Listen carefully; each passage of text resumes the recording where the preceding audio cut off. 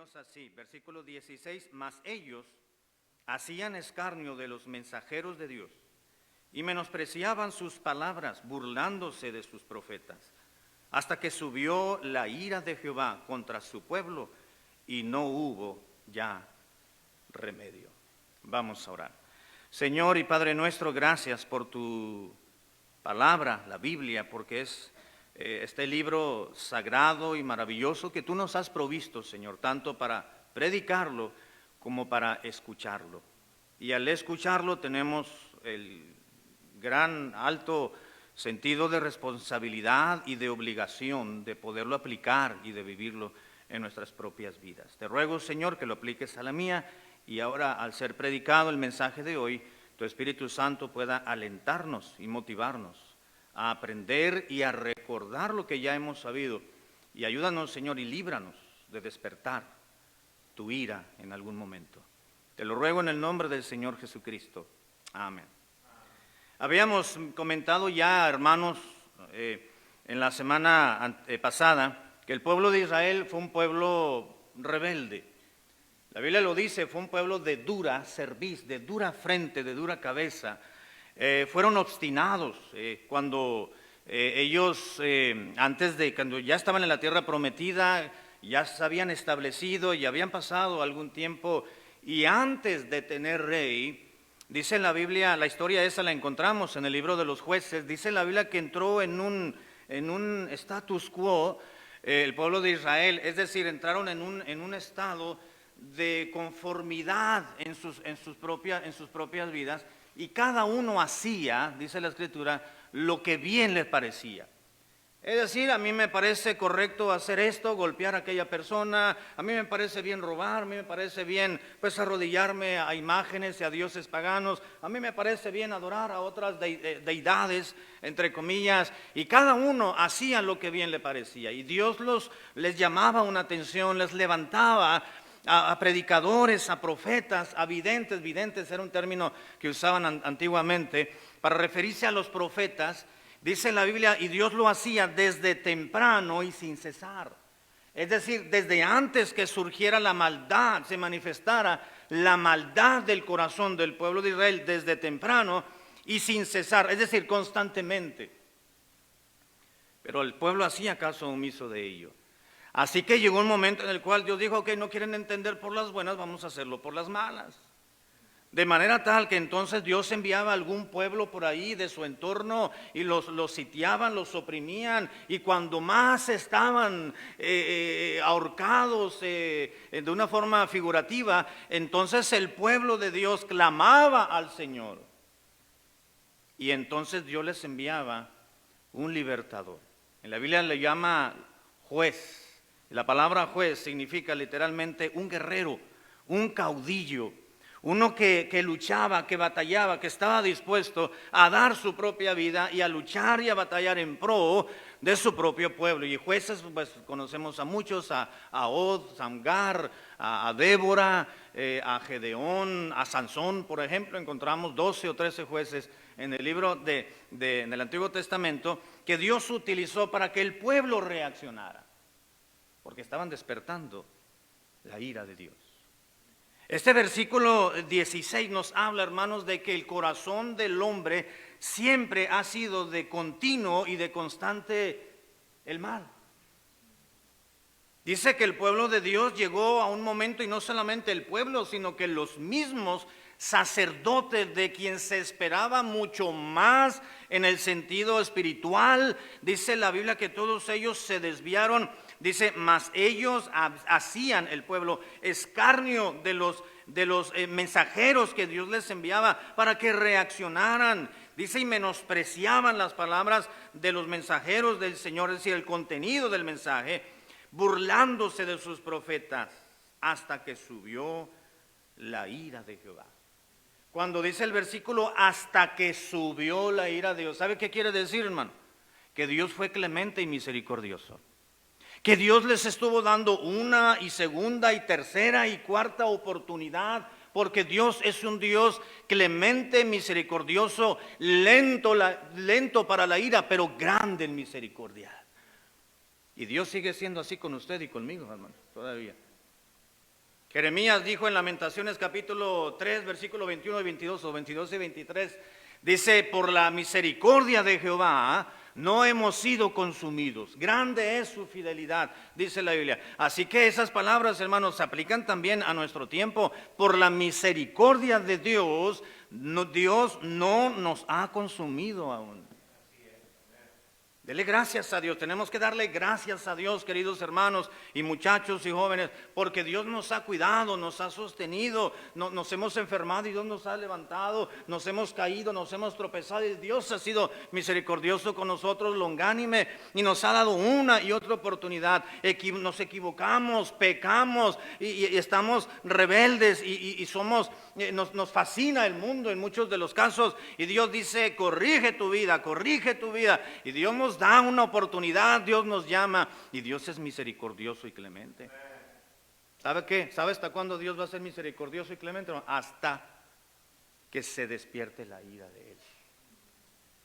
Dice el versículo 16, la segunda parte: hasta que subió la ira de Jehová contra su pueblo, y entonces ya no hubo remedio. Ya no hubo remedio. ¿Cuándo ya no hubo remedio? Cuando el pueblo despertó la ira de Dios por su comportamiento, por su relación con Dios que quedó truncada. Dios escogió un pueblo para gozarse con ellos, pero el pueblo de Dios decidió vivir en su obstinada forma de vida. Y Dios les amó, Dios los cuidó, Dios les proveyó, pero dijo Dios: no voy a contender para siempre con el hombre. Así que el pueblo encendió la ira de Dios, y Dios dijo: ya no hay remedio. Dice: ya no voy a trabajar contigo, ya no te voy a cuidar, ya no te voy a bendecir, ya no voy a estar a tu lado, ya no te voy a declarar una bienaventuranza para ti, porque ya no tienes remedio. Cuando se despierta la ira de Dios y corremos el riesgo, hermanos, como se mencionaba ya, de despertar la ira de Dios, y que Dios declare en su vida, en mi vida, en nuestra familia, en nuestro haber diario, que ya no hay remedio. Número uno, dijimos, cuando nos volvemos quejumbrosos, cuando siempre estamos quejándonos de todo y de nada, cuando no estamos conformes con lo que tenemos o lo que no tenemos, con lo que vemos o con lo que vivimos o con lo que está sucediendo, y siempre nos estamos quejando de todo, corremos el riesgo de despertar la ira de Dios.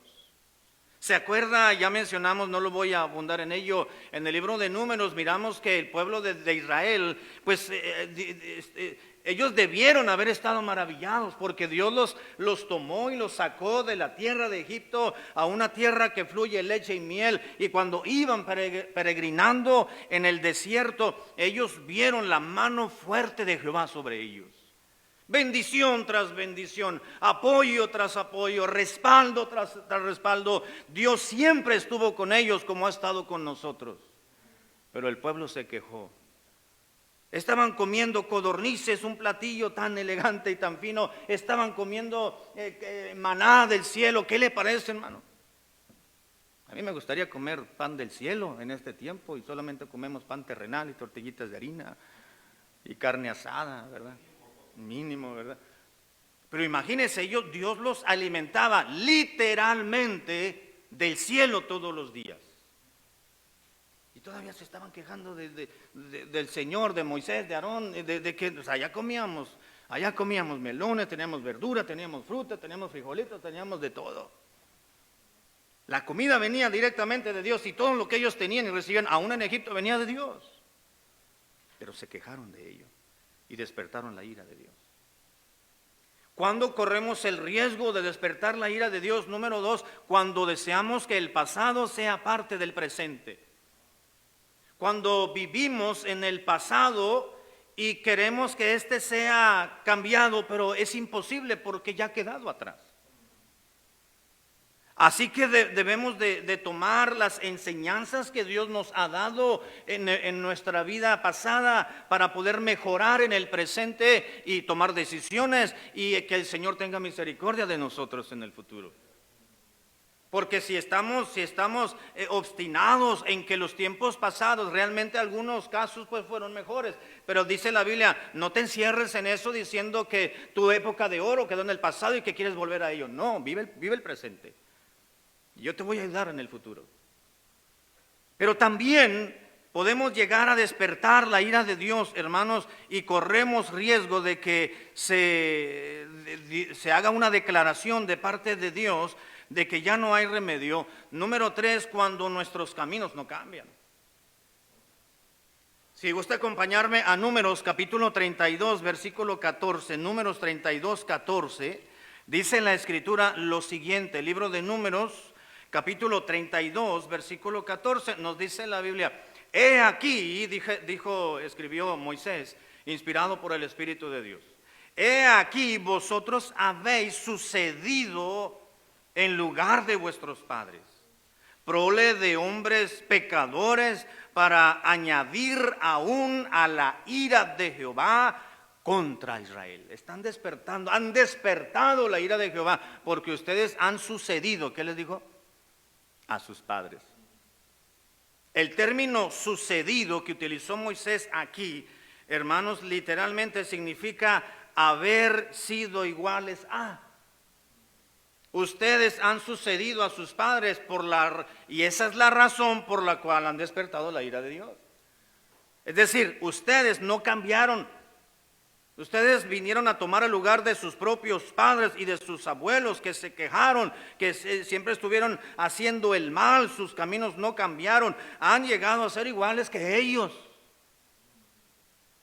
Y ese fue un reclamo de parte de Dios y fue una aclaración de parte de Dios al pueblo de Él para que ellos entendieran que estaban despertando su ira, porque no habían cambiado la manera de vivir de sus padres, la habían adoptado de sus abuelos, de sus antepasados, y ellos continuaban en la misma forma de vida.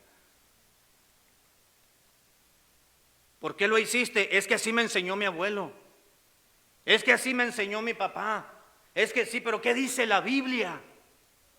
Los hombres somos falibles, es decir, fallamos, nos equivocamos. No tenemos por qué encerrarnos ni enfrascarnos en lo que nos han impuesto, en lo que nos han enseñado. Y puede ser, hermanos, que hemos aprendido muchas cosas buenas de papá y de mamá, aunque no hayan sido salvos. Pero si entendemos hoy en día en la etapa ya de adultez o de juventud, que no han sido comportamientos correctos que van acorde a la palabra de Dios y que lastiman y dañan la santidad de Dios y la dignidad divina, no tenemos por qué vivir en ello. No tenemos por qué ser iguales que ellos, y mucho menos de los parientes inconversos. Y eso fue un reclamo de Dios, el continuar sendas pecadoras sin mejoras de vida. Cuando el cristiano, hermanos, manifiesta poco, es decir, encendemos la ira de Dios, cuando el cristiano, el creyente, manifiesta poco o nada de cambio en su vida y se mantiene en obstinación para vivir bajo su propio estilo de vida. Salomón lo dijo de una manera muy clara en Proverbios 3:7, Proverbios número 3, versículo 7, dice la Biblia las palabras siguientes. Proverbios 3:7 dice: no seas sabio en tu propia opinión, dijo Salomón, teme a Jehová y apártate del mal. No seas terco, dice Dios en otras palabras coloquiales, no seas necio, no te obstines a vivir de una manera como tú crees que debe ser. Teme a Jehová y apártate del mal. Aprende, entiende. Hermanos, ¿cuántas decisiones hemos tomado en el altar después de la predicación? O en nuestra propia banca, cuando nos arrodillamos. ¿Cuántas decisiones sinceras hemos llegado a presentarle a Dios en el trono de la gracia, cuando Dios nos habla a través de una predicación, cuando Dios nos habla a través del devocional personal y le decimos: Padre, es cierto, estoy mal, estoy actuando de una manera incorrecta, perdóname, ayúdame, confieso mi maldad, mi pecado, pero necesito de ti para poder corregirlo. Pero al siguiente día actuamos de la misma manera que hemos actuado siempre, que hemos sido siempre. Dice Dios: ustedes han venido a suceder a sus padres, son De tal palo, si me permite la expresión popular, de tal palo, tal astilla, dice Dios. Exactamente lo mismo, exactamente igual, y eso está encendiendo mi ira, dijo Dios. ¿Cuándo corremos ese riesgo, hermanos, de que la ira de Dios se desprenda, se encienda en contra nuestra y Dios diga, ya no hay remedio, cuando no arreglamos nuestros caminos? ¿Se acuerda quién fue el rey aquel donde Dios le dijo al profeta, ve con el rey y dile, estaba enfermito, ¿se acuerda? Arregla tu casa y tu vida porque vas a morir. Ezequías, ¿verdad? Ezequías. Y dice la Biblia que con toda enfermedad y molestia estaba acostado ahí en el palacio real y se volteó hacia la pared y dijo, Señor, acuérdate de mí, de lo que he hecho. Todavía el profeta no salía del palacio real, todavía iba en el atrio, en el patio, cuando Dios le dijo, regrésate y dile que le voy a añadir 14 años de vida más. Se regresó el profeta y cumplió con su cometido. Pero Dios le dijo, arregla tu vida. Prepara tu casa, arregla lo que has dejado pendiente y lo que quedó por hacer, porque vas a morirte.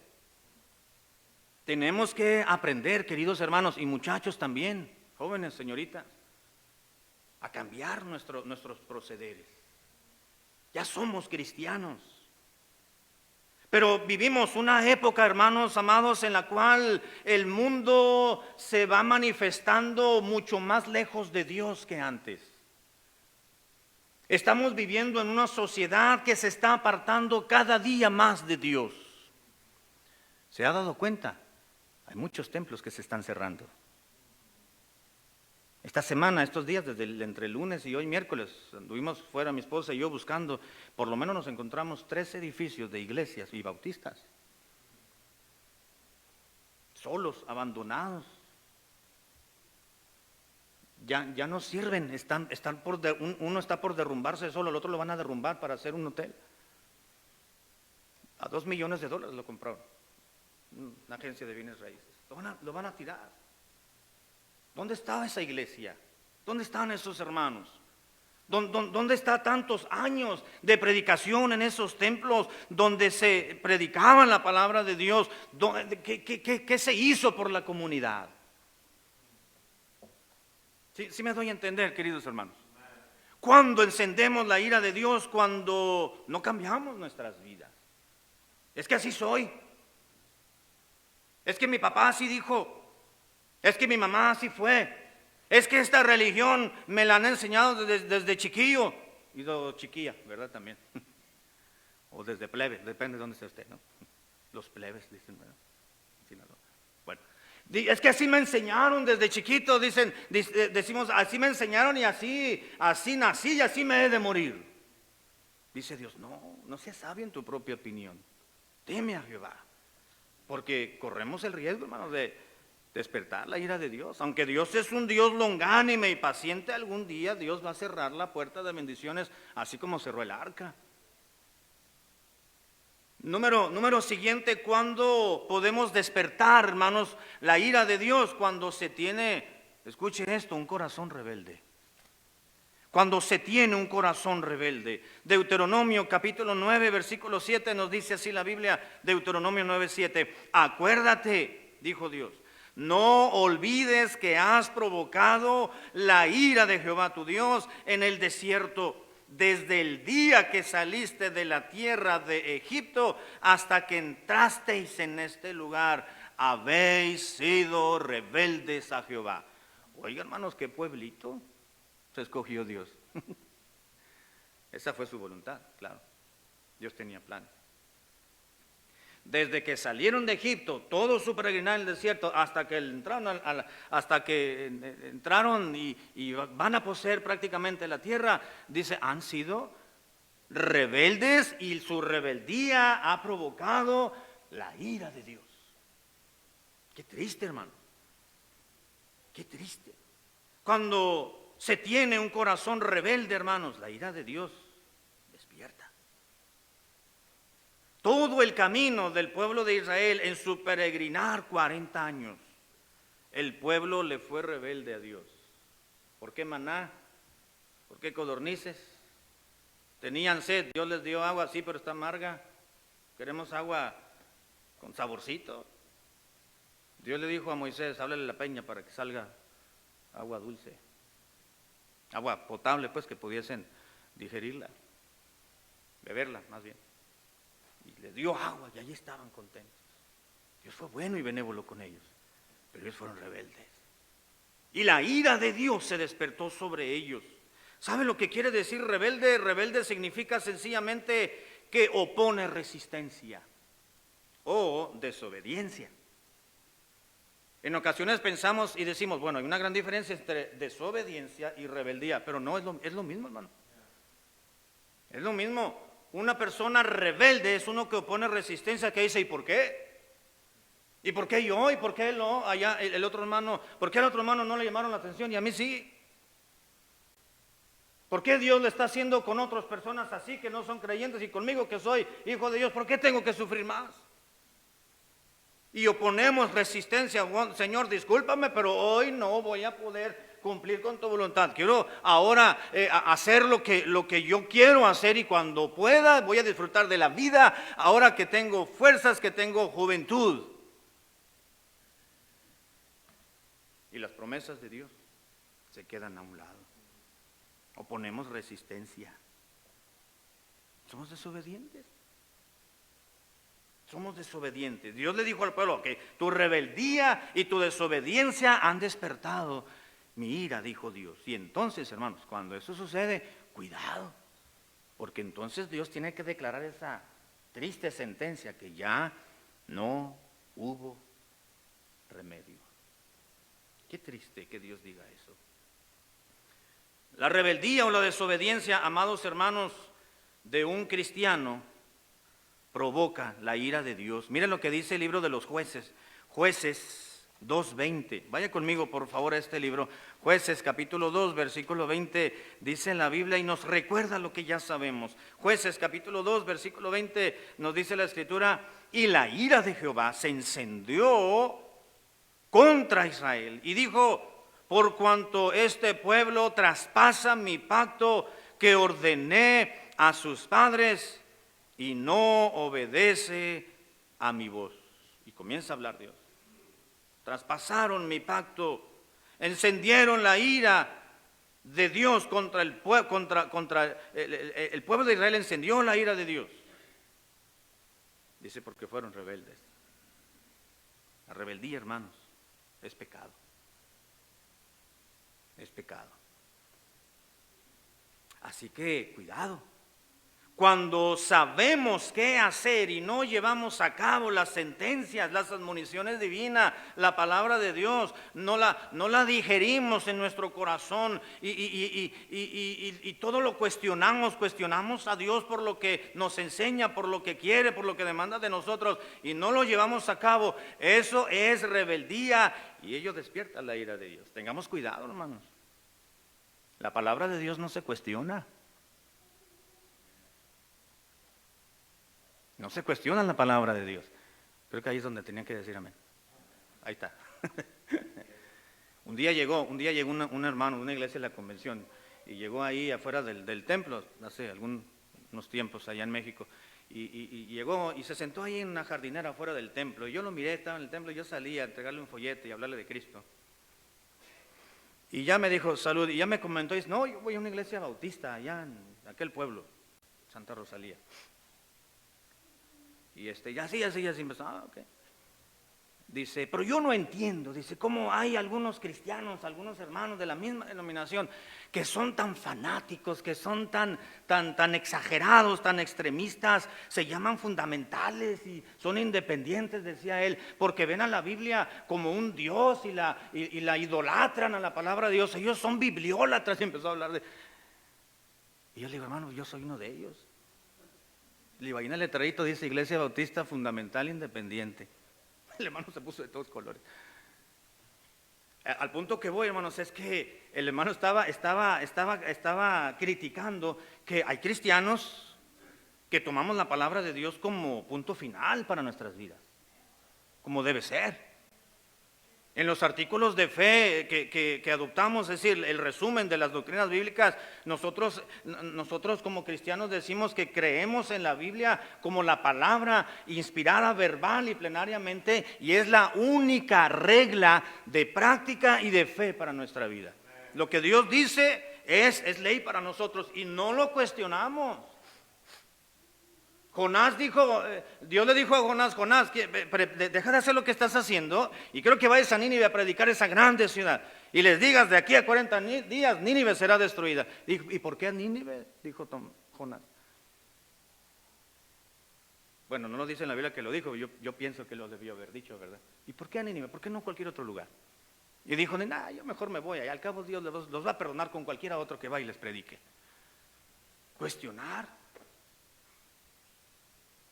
¿Por qué debo de cambiar mi vocabulario? ¿Por qué no puedo maldecir? Dijo un hermano. Hermano, pues la Biblia dice, bendecid y no maldigáis, porque es una orden, es nuestra obligación. Y no tenemos que andar buscando versículos para aprobar lo que nosotros queramos hacer. Lo que Dios nos dice en la Biblia es claro y es directo y tenemos que obedecerlo tal y como Dios lo dice. Y no andar buscando, ¿verdad? Aquí, allá. Un hermano me habló hace tiempo y decía, pastor, este versículo, mi pastor me dijo esto y esto y esto y me lo enseñó. Le digo, ¿está bien enseñado, hermano? ¿Para qué me habla a mí? Dice, es que a mí no me parece, dice, no creo que sea así. Le digo, entonces, ¿qué está haciendo? ¿Usted quiere ser pastor o es oveja? No, pues yo soy oveja. Pues se quedes ahí en el redil. Dios le puso un pastor. Y si es lo correcto, pues no, es que yo quiero que alguien me diga que está mal. No, es que no está mal, hermano. Se le enseñó bien y se le interpretó bien la Biblia. Así que usted siéntese, cállese y escuche. Y aprenda. Y practique la palabra de Dios. Voy a hablar a otro pastor que me diga que está mal. Le digo, pues el que está mal es usted. Y está mal calientito, ¿verdad? Le digo, no, hermano. Tenemos que aprender, queridos hermanos y muchachos, a aceptar la palabra de Dios y no tener un corazón rebelde, no oponernos. ¿Por qué debo de marcar una distinción, una diferencia entre el mundo? Porque Dios lo dice claramente, nada más.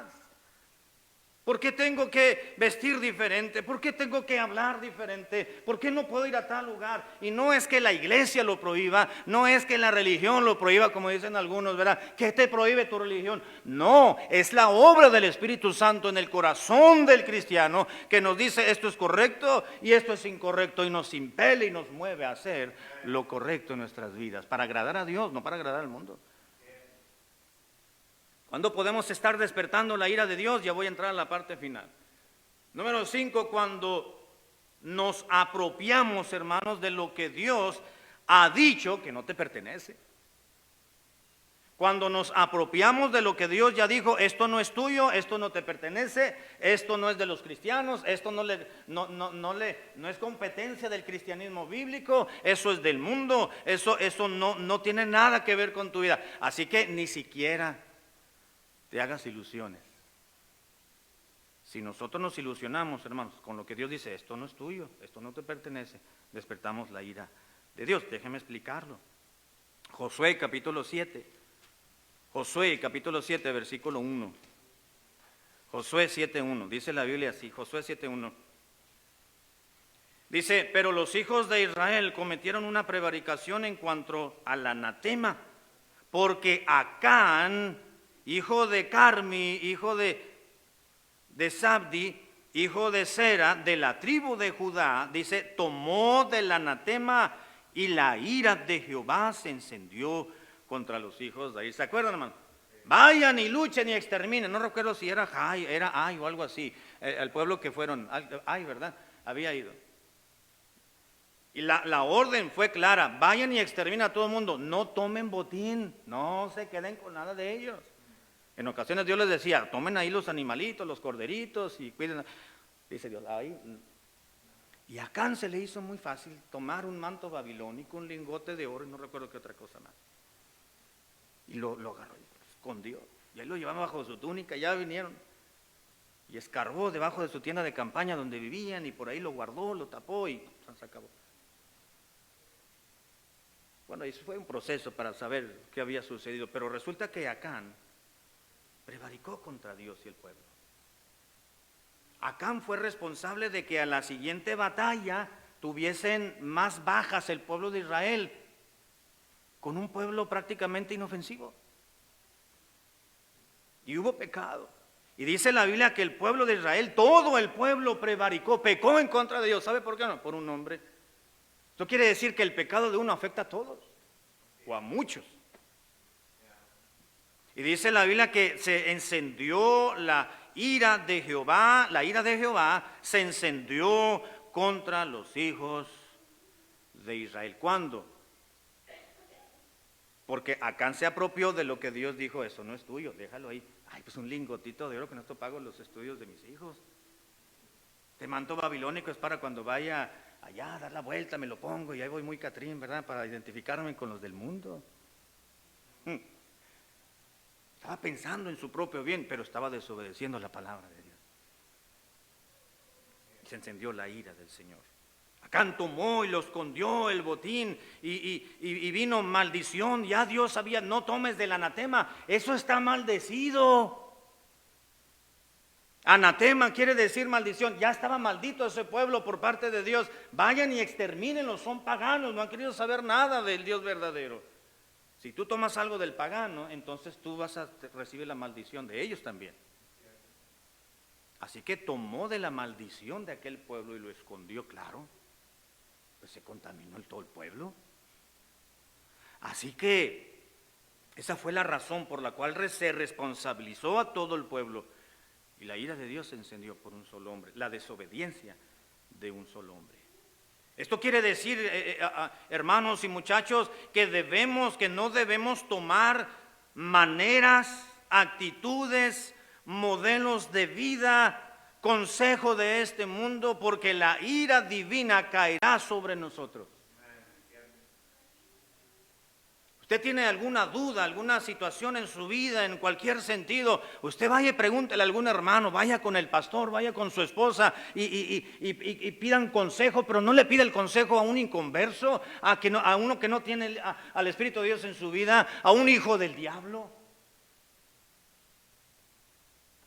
Porque Dios dice, no estás bien. Mire, la iglesia de Corinto, hermanos, recibió una grande reprimenda de parte del apóstol Pablo. Porque había hermanos en la congregación que se estaban yendo a juicio, se estaban demandando entre ellos mismos. Cualquier situación que haya ocurrido ahí, el hermano dijo, ok hermano, te va a llegar un citatorio ahí, te voy a esperar ahí en los tribunales. Y allá iban dos cristianos, dos hijos de Dios, se ponían bajo la audiencia, audiencia de un tribunal, de un magistrado, que eran paganos, que no eran salvos, que no eran hijos de Dios. Y Pablo se enteró, ¿qué pasó, hermanos? Qué vergüenza, dijo Pablo. Dice que ¿por qué andan yendo a los tribunales donde un pagano está decidiendo sobre tu propia vida, que no eres hijo de Dios? ¿Qué no hay entre vosotros algún hermano sabio con entendimiento para que decida entre situaciones que dudosas entre algún par de hermanos o la contraparte? Dice, ¿qué no saben ustedes que nosotros vamos a juzgar a los ángeles en la vida venidera? Quiere decir que Dios nos da la sabiduría para poder juzgar eventos temporales de este mundo. ¿Por qué te vas con un hijo del diablo? ¿Se acuerdan, hermano? Nos reprendió. Dios reprendió a su pueblo a través del profeta en Isaías capítulo 30. Isaías capítulo 30 dice en la Biblia, versículo 1 al 3. Isaías 30, 1 al 3 dice, ay de los hijos, Isaías 31, ay de los hijos, dice, que se apartan, dice Jehová, para tomar consejo, dice, pero no de mí, para cobijarse con cubierta, dice, y no de mi espíritu, añadiendo pecado a pecado. Que se apartan para descender a Egipto. Usted sabe, hermano, ¿verdad? Que Egipto es un tipo del mundo. Y Dios les dice, ay de aquellos hijos míos que se apartan para descender a Egipto, para ir a Egipto, dice, y no han preguntado de mi boca para fortalecerse con la fuerza. Dice, van a Faraón, no me preguntan a mí, y van a Egipto para fortalecerse por la fuerza de Faraón y poner esperanza en la sombra de Egipto. Pero la fuerza de Faraón, dice, se os cambiará en vergüenza. Y el amparo de la sombra de Egipto se le va a convertir en confusión. Dice Dios, qué triste, qué pena me da de que muchos de mi pueblo vayan y busquen en Egipto lo que en mí van a encontrar, y lo que en mí han encontrado, y lo que en mí siempre han tenido. Van y buscan el consejo, van y buscan enseñanza, van y buscan las palabras de los egipcios, de Faraón. Quieren cobijarse bajo la fuerza de Faraón, es decir, del príncipe de la potestad del aire, de Satanás, de la serpiente antigua. Dice, y no buscan consejo de mí. Aquí tenemos la palabra de Dios, hermanos, ¿verdad que sí? Tenemos predicación, tenemos el consejo de Dios. Pastor siempre lo dice. Se les va a presentar el consejo de Dios, la predicación, la enseñanza, el discipulado, el estudio bíblico. Y Dios siempre nos recuerda cuando Pablo citó a los ancianos, es decir, a los pastores de las diferentes congregaciones o de los varios ancianos que existían en la iglesia de Éfeso. ¿Se acuerdan? Que llegó y los mandó llamar, le dijo, quiero que vengan porque quiero orar por ustedes, darles algunas recomendaciones y orar porque ya me voy a ir, no sé cuándo los vaya a ver. Y les dijo una de las sentencias ciertísimas que declaró Pablo fue, yo nunca he rehuido darles todo el consejo de Dios. Todo lo que Dios me enseñó, he tratado de enseñárselos de una u otra forma. Consejo de Dios. Se refería a la enseñanza bíblica. Usted y yo tenemos la palabra de Dios, ¿no? ¿Qué andamos haciendo, buscando en otro lado en este mundo? ¿Que no le satisface el Espíritu Santo? Claro que tenemos satisfacción en las cosas del Señor. No nos confundamos, hermano. Que el diablo no nos confunda porque podemos estar despertando la ira de Dios. Voy a terminar. Número 6. ¿Cuándo podemos estar despertando la ira de Dios y se corre el riesgo de que Dios diga, ya no tienes remedio, chiquito? Vamos a 2 de Crónicas y con esto terminamos. 2 de Crónicas 36:15. El pasaje que se dio inicio a la predicación. 2 de Crónicas 36, capítulo 36, versículo 15 y 16. No voy a abundar mucho en esto porque ya hace poco mencionaba algo de este tema. 2 de Crónicas 36, 15 dice, y Jehová, el Dios de sus padres, envió constantemente palabra a ellos por medio de sus mensajeros, es decir, de los profetas, porque él tenía misericordia de su pueblo y de su habitación, mas ellos, el pueblo, hacían escarnio de los mensajeros de Dios y menospreciaban sus palabras, burlándose de los profetas, de sus profetas, hasta que subió la ira de Jehová contra su pueblo y ya no hubo remedio. ¿Cuándo corremos el riesgo, hermanos, de despertar la ira de Dios? Cuando se menosprecia a los siervos de Dios. ¿Ay, por qué la ira de Dios se despertó en este versículo? Dios les mandó mensajeros temprano para que el pueblo se convirtiera, para que arreglara su vida, para que entendiera, para que su relación con el Señor fuese más estrecha, más íntima y vivieran unas vidas más gratas al corazón de Dios. Pero el pueblo dijo no. Ellos se menospreciaron, se empezaron a reír de los profetas. Mira ese que chaparrito, mira aquel que es gordito, mira aquel parpadea tanto. Mira, y aquel le hace esto, mira la voz de este tiene la voz bien, mira, no se le entiende nada, mira nomás. Y empezaron a burlarse. Menospreciaron. ¿Sabe lo que es menospreciar? La misma palabra lo dice, menospreciar. Es considerar en menos, es decir, darle menos valor o menos precio a una persona. Considerarla en poco, pues. ¿Tú qué me puedes enseñar? Fui a hablarle de Cristo hace algún tiempo al esposo de una hermana, y ella iba a la iglesia y sus niños y orábamos por el marido de la hermana, y un día fuimos a buscarlo, y ahí estaba, porque era muy trabajoso el señor, ¿verdad? Digo, muy trabajador, y trabajoso también. Y ahí estaba picando, ahí un cerro, ahí estaba con el pico y la pala, y le digo a la hermana, hermano, ahí está trabajando, ni le va a hacer caso. Le digo, pues por lo menos voy a intentar, hemos estado orando. Y ya me pasó ahí el patio de atrás y ahí me presenté, me puse a ayudarle también a hacer la talacha, como decimos allá. Y entre la plática y plática le comencé a presentar el mensaje de salvación y me dice, a ver, joven pastor, me dice, joven predicador, ¿cuántos años tienes? Yo le dije, ahorita tengo 20. Eso fue hace como 5 años atrás. Le digo, tengo 20 años. Yo tengo 40, te duplico la edad. ¿Qué puedes enseñar? ¿Tú qué me puedes enseñar a mí? Yo tengo lo doble de experiencia que tú tienes. ¿qué me vienes a decir a mí? Le digo, pues quizás tenga razón, usted ha vivido, tiene más kilometraje que yo en esta vida. Pero usted me puede enseñar de la Biblia, lo que yo le puedo enseñar a usted de la Biblia. Me dice, pues no, porque nunca la he leído. Pues yo vengo a enseñarle de la Biblia, yo no le vengo a dar consejos de cómo vivir. Yo vengo a hablarle de la palabra de Dios. Dice, no creo que sepas lo suficiente como para que tú cambies mi vida espiritual. Le digo, no, yo no la voy a cambiar. Yo solamente vengo a decirle lo que el Dios dice acerca de la salvación. A mí me interesa su alma. Yo vengo a decirle cómo usted puede prevenir de ir al infierno y no esté en el infierno por toda la eternidad, y que usted tenga la seguridad de salvación que su esposa, ella tiene, y sus propios hijos también, sus adolescentes. Es lo que vengo a decirle. Yo no vengo a cambiarle ni de religión, ni de posición, ni de creencia, ni de filosofía. Solamente vengo a presentarle la palabra. Y no quiso. No quiso.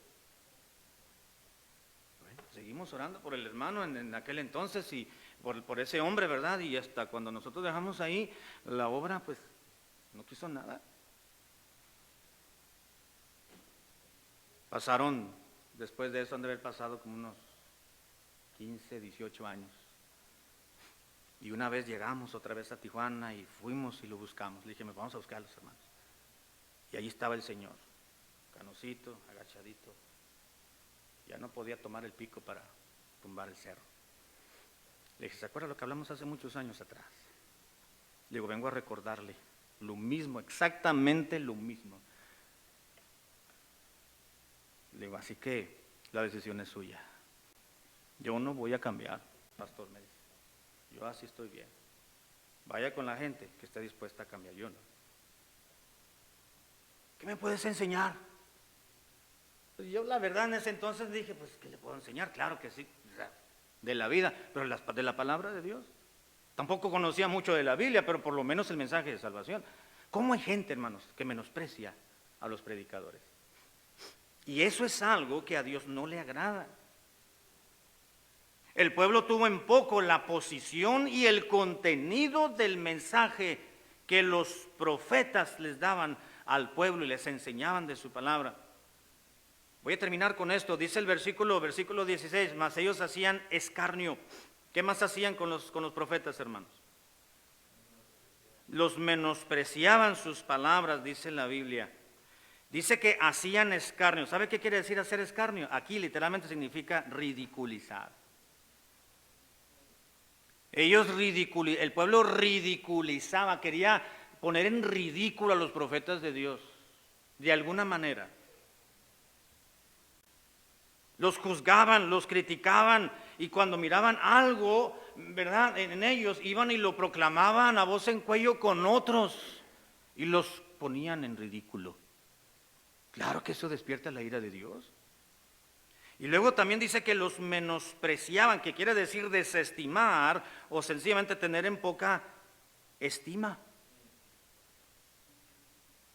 Y dice, continúa diciendo el versículo, ellos hacían escarnio de los mensajeros de Dios, menospreciaban sus palabras, burlándose de los profetas. La palabra burlarse aquí significa engañar, hacer trampas, pero también significa maltratar. Hermanos, no seamos nosotros de aquellos que maltraten o le hagamos trampa a un mensajero de Dios. Jamás. Jamás, porque vamos a despertar la ira de Dios. Dios nos libre, Dios nos guarde.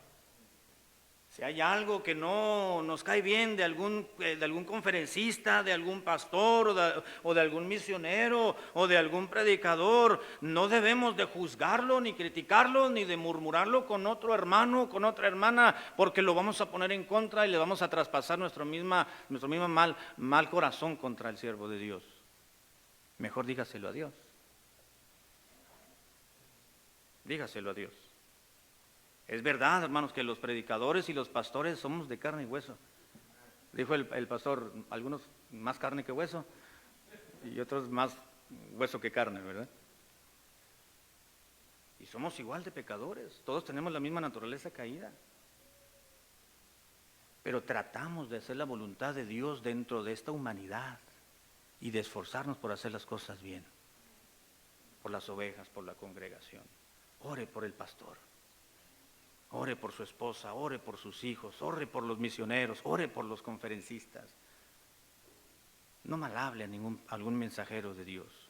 Aún aquellos que se corre la voz, ya sabe cómo es Satanás, magnificando muchas situaciones y pasado, ¿verdad? Y en las redes sociales que esto y que el otro y que aquel, y que ya nos involucraron a las iglesias bautistas, que porque aquel.